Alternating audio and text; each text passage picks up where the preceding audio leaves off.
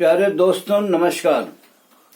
आज मैं इलेक्ट्रोहोम्योपैथी की औषधियाँ कैसे काम करती है और कौन सी औषधि किस अंग की दवा समझनी चाहिए बताने जा रहा हूँ।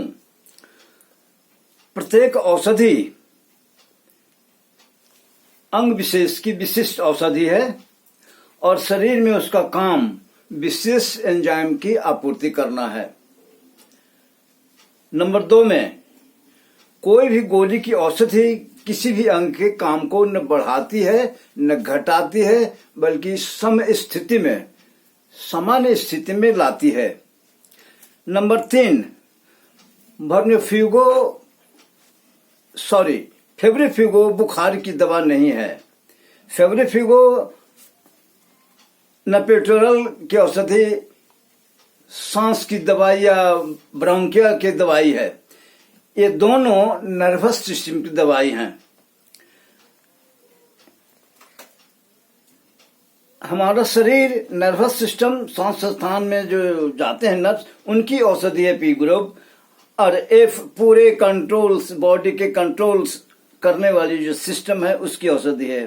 वेनेरियो के नाम से लोग समझते हैं कि ये वेनरल डिजीज है, वेनरल डिजीज की औषधि है। यह सच नहीं है। यह जेनेटिक इंजीनियरिंग की आदमी के जीन को बदल देने की दवा है, प्रकृति को बदल देने की दवा है। इसका नाम भी कॉन्स्टिट्यूशनल रखा गया है, लेकिन आप सब इसको गनोरिया और वेनोरियो में क्या क्या में देते हैं, वो गलत है। A1 और A2 ब्लड सर्कुलेशन की दवा है। A1 धमनी और धमनी के शिकाओं की दवा है और A2 सीरा और सीरा के शिकाओं की दवा है। लिम्फेटिको लिम्फ चैनल की दवा है, लिम्फेटिक नोड्स की दवा है। और इलेक्ट्रोहोम्योपैथी की यह रीढ़ है। यही नहीं, रीढ़ इसलिए कह रहा हूं कि हमारे बॉडी का इम्यून सिस्टम में कार्य प्रणाली है जिसके लिए कोई अंग नहीं है, उसकी दवा लिम्फ है और ब्लड भी है।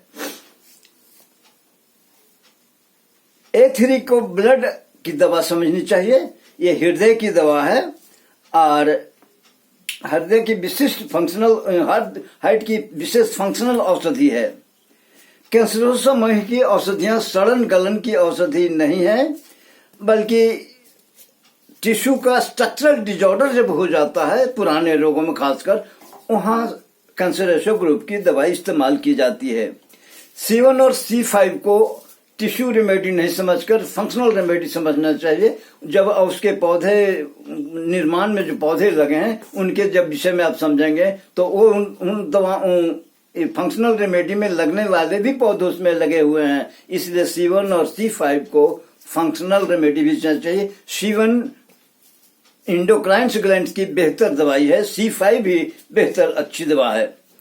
लसेटिवो को पाचन संस्थान की रोग दवाई समझनी चाहिए।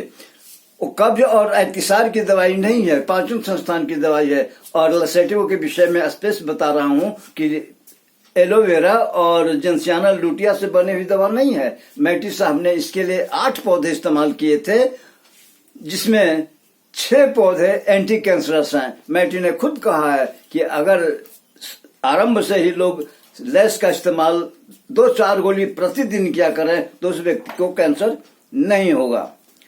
वर्मीफिगो के नाम से लोग कीटाणु की दवा समझते हैं, लेकिन वास्तव में यह डाइजेस्टिव सिस्टम की, खास करके छोटी आंत की फंक्शनल रेमेडी को समझा जाना चाहिए। इलेक्ट्रिसिटी के नाम से लगता है कि बिजली है, नहीं, इलेक्ट्रिसिटी बिजली नहीं है। ये नर्वस सिस्टम पर एक्टिव है और इनका कंसंट्रेशन जो मेडिसिन का होती है गोली वालों की अपेक्षा अधिक होती है और इनका इस्तेमाल बार बार नहीं करना चाहिए। लंबे अवधि के लिए हाँ, डब्ल्यू को छोड़कर और कोई भी इलेक्ट्रिसिटी लंबी अवधि तक के लिए या बड़े खुराक में नहीं दी जानी चाहिए। गोली वाली औषधियों के विपरीत इलेक्ट्रिसिटी जो तरल औषधियां हैं उनको अब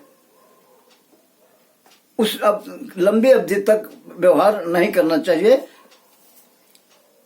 इसके दुष्परिणाम हो सकते हैं। तरल औषधि के गुण विविध हैं इनका उपयोग भी विविध है। मैटी साहब इलेक्ट्रिसिटी को पीने के लिए उपयोग कभी नहीं किया, हमेशा बाहरी इस्तेमाल उसका किया। पेंट, गद्दी, लोशन, मसाज तेल, ये इसमें व्यवहार किया करते थे। तद्देशीय औषधियों को पैलेटिव समझ के इस्तेमाल किया चाहिए। फिर जब हम ट्रीटमेंट किसी रोगी को करते हैं तो कभी कभी समझ में दिमाग कहता है कि इस बॉडी को कुछ फिजियोलॉजिकल एक्शन चाहिए, ऐसी स्थिति में तरल औषधियों का व्यवहार किया जाना चाहिए। अब कल मैं आगे वाली वीडियो में डोजोलॉजी के विषय में बताऊंगा कि कौन औषधि कितनी देनी चाहिए, और हमेशा एक चिकित्सक को अपने प्रेजेंस ऑफ माइंड, प्रतीत परमतित्व का इस्तेमाल किया जाना चाहिए। किताबों में जो लिखी उन बातों को भूलकर अपना दिमाग लगाइए। एक एलोपैथ अगर ब्लड रिपोर्ट ना है तो एक एलोपैथ क्या करता है, उसकी कलम रुक जाती है। आपकी कलम ऐसी नहीं होनी चाहिए, इसलिए कि आप बाल रिपोर्ट पर, ब्लड के रिपोर्ट पर आपका औषधि निर्धारित नहीं है। ब्लड रिपोर्ट से बैक्टीरिया और वायरस पता करते हैं। हम तो फंक्शनल बॉडी के फंक्शन, अरे सेल में क्या होगा, दो ही बात होगी, या तो उसका फंक्शनल डिजॉर्डर होगा या उसका स्ट्रक्चरल डिजॉर्डर होगा। फंक्शनल डिजॉर्डर के लिए हमारी दवाइयां हैं, और अगर स्ट्रक्चरल डिजॉर्डर हो गई है, रोग पुराना हो गया है, तब उसकी आवश्यकता पड़ती है। नए रोगों में सी ग्रुप की औषधियां C5 और C1 को छोड़कर और धन की आवश्यकता नहीं है। एक बात और बड़ा गौर की बात बता रहा हूं,